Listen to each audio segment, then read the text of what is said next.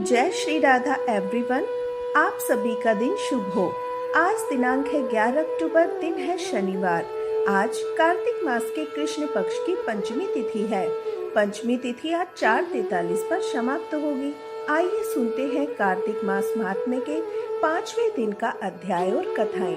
अब सुनिए कार्तिक मास की ब्राह्मण दंपति और उनकी बहू और कार्तिक स्नान की कहानी। एक बार की बात है, एक नगर में एक ब्राह्मण और ब्राह्मणी रहते थे। वे रोजाना 7 कोस दूर गंगा स्नान करने जाते थे। इतनी दूर आने जाने से ब्राह्मणी थक जाती थी। एक दिन ब्राह्मणी बोली, काश हमारे भी एक बेटा होता तो कितना अच्छा होता। बेटे की बहू आती, हमें घर वापस आने पर बना हुआ भोजन मिलता, बहू घर का सारा काम कर देती। ब्राह्मणी की यह बात सुनकर ब्राह्मण देवता बोले, बात तो तुम सही कह रही हो, चलो आज मैं तुम्हारे लिए बहू ला ही देता हूँ। ब्राह्मणी बोली, वो कैसे भला? ब्राह्मण ने कहा, तुम एक पोटली में आटा डालकर उसमें कुछ मोहरे रख देना। ब्राह्मण देवता के कहे अनुसार ब्राह्मणी ने पोटली बांध कर दे दी और पोटली लेकर ब्राह्मण देवता चले गए। वह अभी कुछ ही दूर पर गए थे, उन्हें नदी के किनारे बहुत ही सुंदर लड़कियां खेलती हुई दिखाई दी। वे रेत में घर बनाकर खेल रही थी और बार बार तोड़ रही थी। तब उनमें से एक लड़की कहने लगी, मैं तो अपना घर नहीं तोड़ूंगी, मुझे तो रहने के लिए यह घर चाहिए। लड़की की बात सुनकर ब्राह्मण देवता मन ही मन सोचने लगे, बहू बनाने के लिए तो यही लड़की सही रहेगी। जब वे लड़कियां घर वापस जाने लगी तो ब्राह्मण भी उस लड़की के पीछे उसके घर तक चले गए, जिसने अपना घर नहीं तोड़ा था। वहां जाकर ब्राह्मण देवता ने उससे कहा कि बेटी, अभी कार्तिक मास चल रहा है, इसलिए मैं किसी के घर का भोजन नहीं खाता। मैं आटा लेकर आया हूँ, तुम अपनी माँ से पूछो तो जरा, क्या वह मेरे लिए आटा छानकर 4 रोटियां बना देगी? यदि यह आटा छानकर रोटियां बनाएगी तो ही मैं रोटी खा सकता हूँ। लड़की ने भीतर जाकर अपनी माँ से सारी बात कह दी। माँ ने कहा, ठीक है, जाकर बाबा से कह दे वह अपना आटा दे दे तो मैं रोटी बना दूंगी। जब लड़की की माँ आटा छानने लगी तो आटे में से मोहरे निकले। वह सोचने लगी, जिसके घर में इतनी मोहरे हैं उसके घर में कितनी मोहरे होंगी। उधर वह ब्राह्मण देवता जब भोजन करने बैठे तो लड़की की माँ ने कहा, बाबा, क्या आप अपने लड़के की सगाई करने जा रहे हो? ब्राह्मण ने कहा, मेरा बेटा तो काशी में पढ़ने गया हुआ है, लेकिन यदि तुम कहो तो खांड कटोरे से विवाह करके तुम्हारी बेटी को अपने साथ ले जाओ। लड़की की माँ बोली, ठीक है बाबा। फिर खांड कटोरे से उस लड़की की विवाह करके उसे ब्राह्मण देवता अपने साथ ले गए। अब ब्राह्मण ने घर आकर कहा, रामू की माँ, दरवाजा खोलो, देखो मैं तुम्हारे लिए बहू लेकर आया हूँ। ब्राह्मणी बोली, पूरी दुनिया तो ताने मारती है, अब आप भी मारने लगे? अरे हमारे तो कोई बेटा ही नहीं है, तो भला बहू कहाँ से आएगी? ब्राह्मण देवता ने कहा, अरे भाग्यवान, दरवाजा खोलकर देख तो सही। जब ब्राह्मणी ने दरवाजा खोला तो सामने बहू को खड़ा देखा। उसने बहू का प्रसन्न मन से स्वागत किया, खूब आदर सत्कार से घर के भीतर लेकर आई। अब ब्राह्मण और ब्राह्मणी स्नान करने जाते तो बहू पीछे से सारा काम करके भोजन बना के तैयार रखती। वह उनके कपड़े धोती, रात को पैर भी दबाती। इस तरह काफी समय बीत गया। ब्राह्मणी ने एक दिन अपनी बहू से कहा, बहू, तू कभी भी चूल्हे की आग बुझने मत देना, मटके का पानी खत्म न होने देना। लेकिन एक दिन चूल्हे की आग बुझ गई। तब बहू भागी भागी अपनी पड़ोसन के पास गई। बोली, मेरे घर में चूल्हे की आज आग बुझ गई है, मुझे थोड़ी आग चाहिए। मेरे सास ससुर सुबह 4 बजे से गए हुए हैं स्नान करने, वे थके हारे होंगे, इसलिए मुझे उनके लिए भोजन बनाना है। तब पड़ोसन बोली, तू तो बावली है, ये दोनों तुझे मिलकर पागल बना रहे हैं, इनका कोई बेटा बेटा नहीं है। बहू बोली, दीदी ऐसा तो मत बोलो, इनका बेटा तो बनारस काशी में पढ़ने गया हुआ है। तब पड़ोसन ने कहा, यह तुझे झूठ बोलकर लाए हैं, उनका कोई बेटा नहीं है। अब की बार तो बहू पड़ोसन की बातों में आ ही गई। कहने लगी, तब आप ही बताओ मैं क्या करूं? पड़ोसन ने कहा, क्या करना है? जब तुम्हारे ससुर वापस आए तो जली फूकी रोटियां, बिना नमक की पतली दाल बनाकर देना, खीर का चमचा दाल में, दाल का चमचा खीर में डाल देना। अब तो बहू पड़ोसन की सारी सीख लेकर घर आ गई। जब उसके सास ससुर वापस आए तो आज ना तो उनकी बहू ने आदर सत्कार किया, ना उनके कपड़े धोए। यहाँ तक कि जब उसने अपने ससुर को भोजन दिया तो सास बोली, बहू आज ये रोटियां जली फूकी क्यों हैं? दाल भी बिना नमक की है। तब बहू ने तपाक से जवाब दिया, माँ जी एक दिन ऐसा खाना खा लोगे तो कुछ बिगड़ नहीं जाएगा तुम्हारा। सास ससुर को खरी खोटी सुनाकर अब वह फिर से पड़ोसन के पास गई। बोली, अब बताओ आगे क्या करना है? पड़ोसन बहुत चालाक थी, कहने लगी, अब तुम सातों कोठियों की चाबी मांग लेना। अगले दिन जब वह ब्राह्मण ब्राह्मणी स्नान करने के लिए जाने लगे तो बहू जिद पर अड़ गई। बोली, मुझे तो सातों कोठों की चाबी चाहिए। तब ससुर ने ब्राह्मणी से कहा, इसे चाबी दे दो, आज नहीं तो कल इसे देनी ही है। तब सास ने बहू को सातों कोठों की चाबी दे दी। वह ब्राह्मण दंपत्ति स्नान करने चले गए। उनके जाने के बाद जब बहू ने दरवाजा खोला तो देखा किसी में अन्न भरा है, किसी में धन भरा है, किसी कोठे में बर्तन भरे पड़े हैं। जब उसने सबसे ऊपर का सातवां कोठा खोला तो शिव जी, पार्वती, गणेश जी, लक्ष्मी माता जी, पीपल पथवारी, कार्तिक के ठाकुर, राई दामोदर, तुलसी जी का बिड़वा, गंगा यमुना, 33 करोड़ कोटि देवी देवता विराजमान है। वहीं पर एक लड़का चंदन की चौकी पर बैठा माला जप रहा है। यह सब देखकर वह हैरान हो गई। उसने उस लड़के से पूछा, तुम कौन हो? तब लड़का बोला, मैं तेरा पति हूँ। अभी दरवाजा बंद कर दे, जब मेरे माता पिता आएंगे तब दरवाजा खोलना। यह सब देखकर बहू तो बहुत खुश हुई। 16 श्रृंगार कर सुंदर वस्त्र पहनकर अपने सास ससुर की प्रतीक्षा करने लगी। उसने आज अपने सास ससुर के लिए खूब अच्छे अच्छे पकवान बनाए। जब उसके सास ससुर घर वापस आए तो उसने उनका आदर सत्कार किया, प्रेम पूर्वक भोजन कराया, फिर पैर दबाने लगी। पैर दबाते दबाते बहू ने कहा, माँ जी आप इतनी दूर गंगा स्नान करने के लिए जाती हो तो आप थक जाती होगी, इसलिए आप अब घर पर ही स्नान क्यों नहीं कर लेती? यह सुनकर सास बोली, बेटी गंगा यमुना घर पर ही थोड़ी ना बहती है। तब उसने कहा, हाँ माँ जी बहती है, चलिए मैं आपको दिखाती हूँ। तब बहू ने सातवां कोठा खोलकर दिखाया। उसमें शिव जी, पार्वती, गणेश जी, लक्ष्मी, पीपल पथवारी, कार्तिक के ठाकुर, राई दामोदर, तुलसी जी का बड़वा, गंगा यमुना बह रही है। साथ ही 33 कोटि देवी देवताएं भी विराजमान है। वहीं चौकी पर बैठा एक लड़का माला जप रहा है। माँ ने देखा तो पूछा, बेटा तू कौन है? लड़का बोला, माँ जी मैं ही तो तुम्हारा बेटा हूँ। तब ब्राह्मणी ने पूछा, तू कहाँ से आया है? लड़के ने उत्तर दिया, माँ जी मुझे कार्तिक देवता ने भेजा है। ब्राह्मणी ने कहा, बेटा भला यह दुनिया कैसे मानेगी तू मेरा बेटा है? तब ब्राह्मणी ने कुछ विद्वान पंडितों से सहायता मांगी। पंडितों ने कहा, इस पार बहू बेटा खड़े हो जाए, उस पार ब्राह्मणी। ब्राह्मणी ने चमड़े की अंगिया पहनी, छाती में से दूध की धार निकलकर अपने बेटे की दाढ़ी मूछ भीग गई। पवन पानी से गठजोड़ बंधे, तब मान लेना यह बुढ़िया का ही बेटा है। तब उसने ऐसा ही किया। ब्राह्मणी की चमड़े की अंगिया फट गई, उसकी छाती में से दूध की धार निकलकर बेटे की दाढ़ी मूछ भीग गई। पवन पानी से बहू बेटे का गठजोड़ा बन गया। यह सब देखकर ब्राह्मण ब्राह्मणी की खुशी का ठिकाना नहीं रहा। हे कार्तिक के ठाकुर, जैसे ब्राह्मण ब्राह्मणी को बहू बेटा दिया वैसा सबको देना। कार्तिक मास की कहानी कहने, सुनने, हुंकार भरने वाले सब पर कृपा करना। अब आप सुनिए कार्तिक मास महात्म्य का आज का अध्याय। सारी कथा सुनकर समस्त ऋषि मुनियों ने कहा, हे सूत जी, अब आप कृपा करके कार्तिक मास और तुलसी जी का महात्म्य वर्णन कीजिए।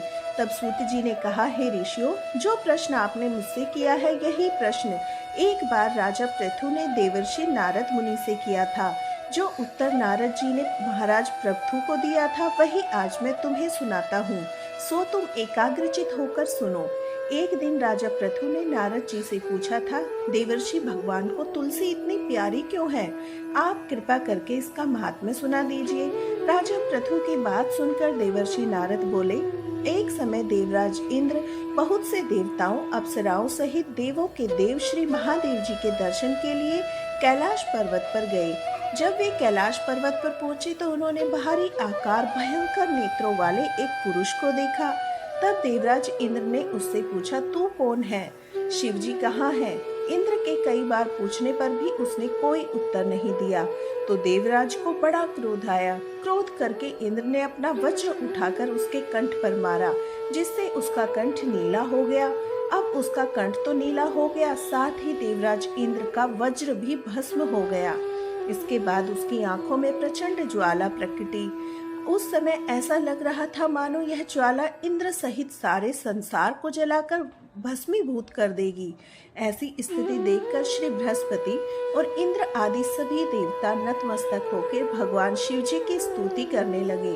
कहने लगे, हे देवों के देव महादेव, त्रिपुरासुर अध्यासुर का विनाश करने वाले त्रिपुरारी अघोरी, आपको बारंबार नमस्कार है। हे सुर मुनियों की रक्षा करने वाले, आपको नतमस्तक प्रणाम है। श्री नारद जी ने कहा, हे राजा प्रथु, इस प्रकार देवताओं की स्तुति सुनकर श्री महादेव जी ने समस्त ब्रह्मांड को भस्म कर देने वाली अग्नि को शांत कर दिया और बोले, हे देवताओं, मैं तुम्हारी स्तुति सुनकर अत्यंत प्रसन्न हूँ, सो तुम वर मांगो। तब समस्त देवताओं सहित बृहस्पति जी ने क्षमा दान मांगा और कहा, हे देव, जो सूर्यराज इंद्र से अपराध हुआ है उसके लिए क्षमा प्रदान करे।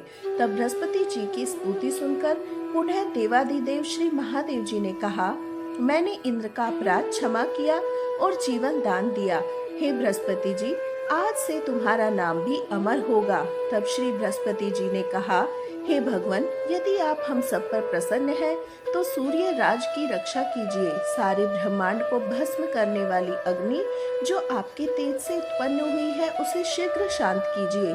भगवान शंकर ने कहा, मेरे नेत्रों से निकला ज्वाला रूप तेज अब वापस कैसे हो सकेगा, इसलिए हम इसे दूर फेंकते हैं। ऐसा कहकर भगवान भूतेश्वर ने उस अग्नि कुंज को समुद्र में फेंक दिया। तब वह अग्नि गंगा जी के संगम पर गंगा सागर में जाकर गिरी। बालक का रूप धारण करके रोने लगी। उसके रोने की आवाज से पृथ्वी कंपायमान हो गई तथा सप्तद्वीप बहरे हो गए। ऐसा घोर आश्चर्य देखकर समुद्र की गोद में बालक को रोता देखकर श्री ब्रह्मा जी आश्चर्य से पूछने लगे, यह बालक किसका है? समुद्र ने उस बालक को बड़े आदर से उठाकर ब्रह्मा जी की गोद में दिया और कहा, यह मेरा पुत्र है जो गंगा से उत्पन्न हुआ है। अब आप उसका जात कर्म कराइए। उसी समय उस ब्राह्मण ने ब्रह्मा जी की दाढ़ी पकड़कर बड़े जोर से मरोड़ दी। जिसके मरोड़ने से ब्रह्मा जी के नेत्रों में आंसू भर आए। तब किसी प्रकार से ब्रह्मा जी ने अपनी दाढ़ी छुड़वाई और कहने लगे, इसने हमारी आंखों में जल निकाला है, इसलिए इसका नाम जलंधर होगा। यह शिव जी के अतिरिक्त संसार में किसी के हाथों नहीं मरेगा। इसका कारण यह है कि शिव जी के अंश से उत्पन्न हुआ है। यह सुनते ही वह बालक युवा हो गया। तब ब्रह्मा जी ने शुक्राचार्य को बुलाकर उसका राज्याभिषेक कराया। ब्रह्मा जी अंतर्ध्यान हो गए। सिंधु रास में काल नेमी की पुत्री वृंदा के साथ जलंधर का विवाह कर दिया। वृंदा अत्यंत सुंदर, सारे ब्रह्मांड में प्रथम सती और पतिव्रता थी। परम सुंदरी पत्नी पाकर जलंधर बड़ा प्रसन्न हुआ, इसलिए बड़े आनंद में उसके दिन बीतने लगे। जब जलंधर घर में आता तो वृंदा स्वयं अपने हाथों से पंखा चलती, पाद्य, अर्घ्य और आचमन अर्पण करती। इस प्रकार वह अपने पति को नारायण समझकर उसकी सेवा किया करती थी। नारद जी बोले, हे राजन, अब मैं पतिव्रता स्त्रियों के कुछ लक्षण सुनाता हूँ। पतिव्रता स्त्रियाँ अपने पति के दुख में दुखी और पति के सुख में सुखी रहती है। पति के परदेश जाने पर विरह वेदना का दुख सहती है। पति के मर जाने पर पतिव्रता स्त्री पति के साथ सती हो जाती है। अपने पति के पाप पुण्य में आधे की भागीदार होती है, इसलिए स्त्री अर्धांगिनी कहलाती है। जो स्त्री अपने पति के साथ सती हो जाती है वह 3 करोड़ रोमों के अनुसार 3 करोड़ वर्ष तक अपने पति के साथ स्वर्ग में वास करती है। जो स्त्री शमशान भूमि तक जितने कदम उठाकर जाती है उसको एक एक कदम पर एक एक यज्ञ का पुण्य फल मिलता है। ऐसी स्त्री अपने माता पिता पति उन तीनों कुलों को पवित्र कर देती है। जिस प्रकार सपेरा सर्प को बिल से बाहर निकाल देता है, उसी प्रकार पतिव्रता स्त्री नारी अपने पति को नरक से निकाल देती है। इसलिए पतिव्रता स्त्री द्वारा पति के द्वारा सती हो जाने पर परम धर्म माना गया है। जलंधर की कथा पर वापस आते हुए नारद जी ने कहा, हे राजा पृथु, देवताओं के भय से भयभीत होकर जो सब दैत्य पाताल लोक में भाग गए थे, वे जलंधर का अभय पाकर पुनः पृथ्वी पर आकर निर्भय घूमने लगे। उसी प्रकार जलंधर ने राहु के कटे सिर को भी देखा और शुक्राचार्य से उसका रहस्य पूछा। तब शुक्राचार्य ने समुद्र मंथन के समय देवताओं द्वारा अमृत को छले जाने का समस्त वृत्तांत कह सुनाया।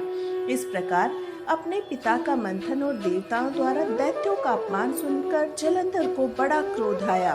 क्रोध से भरे हुए जलंधर ने घसमर नामक दूत को बुलवाया और देवताओं के पास भेजा।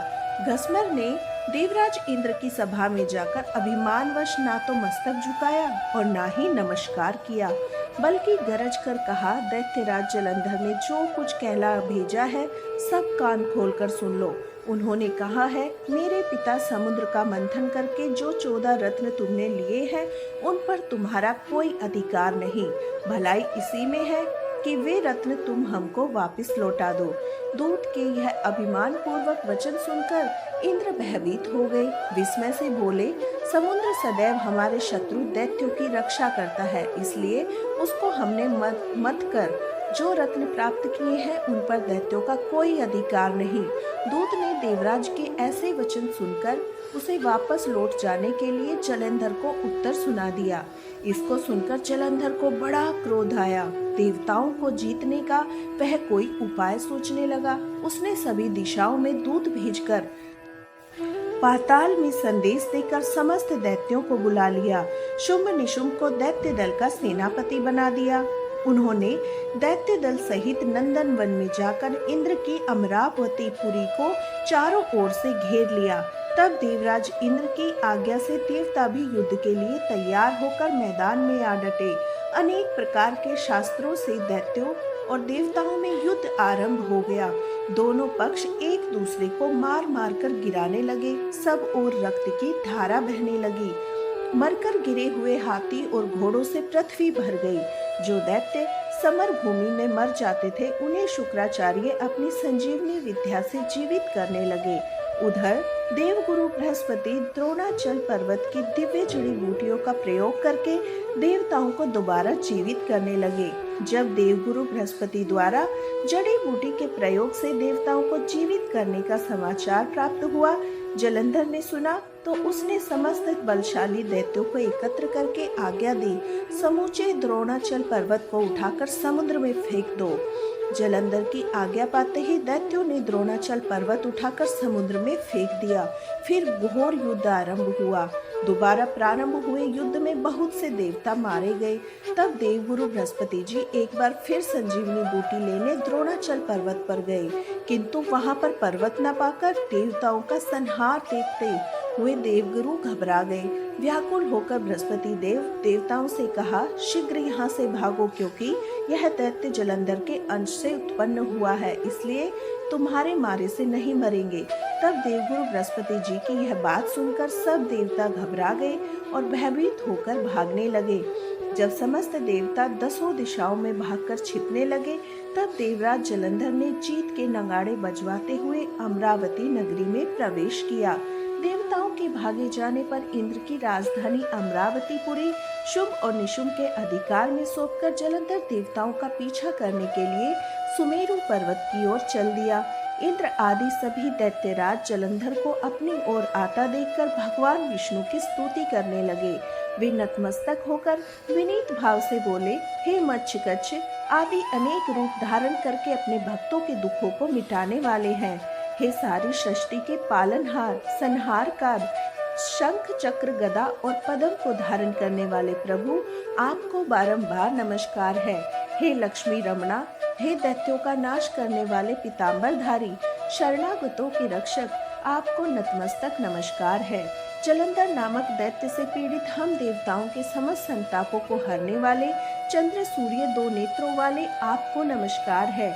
जो कोई भगवान की संकट नाशक स्तुति को पढ़ता है, उसके समस्त संकट भगवान स्वयं दूर करते हैं।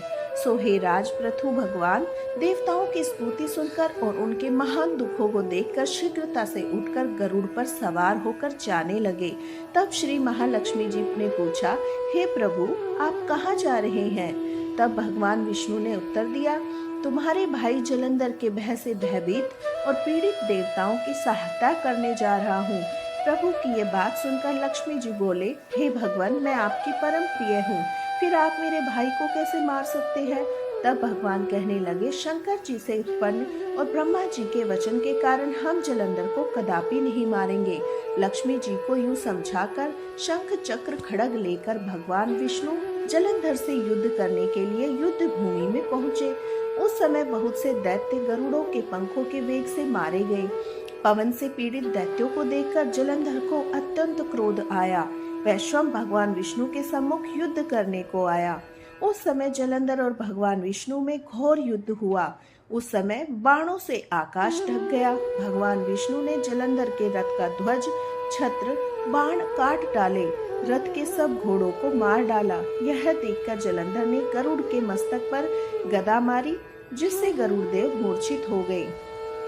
तब भगवान विष्णु ने अपनी तलवार से जलंधर की गदा को काट दिया। इसके बाद जलंधर और भगवान में कई वर्षों तक मल्ल युद्ध होता रहा। जलंधर भगवान विष्णु के इस घनघोर युद्ध को देखकर सारा ब्रह्मांड भयभीत होकर कंपायमान हो गया था। अंत में भगवान विष्णु ने कहा, हे दैत्यराज, तुम्हारा और हमारा युद्ध ठीक नहीं, क्योंकि तुम लक्ष्मी जी के भाई हो। तब जलंधर ने कहा, यदि आप प्रसन्न हैं तो मैं आपसे यह वरदान मांगता हूँ, आप लक्ष्मी और गरुड़ सहित मेरे घर में ही निवास करें। यह सुनकर भगवान विष्णु लक्ष्मी जी गरुड़ के सहित उसके यहाँ रहने का वचन देकर चले गए। तब समस्त देवी देवताओं के स्थान पर दैत्यों की नियुक्ति कर जलंधर अपनी राजधानी में निवास करने लगा। यह सुनकर भगवान विष्णु लक्ष्मी जी गरुड़ के सहित उसके यहाँ वचन रहने देकर चले गए।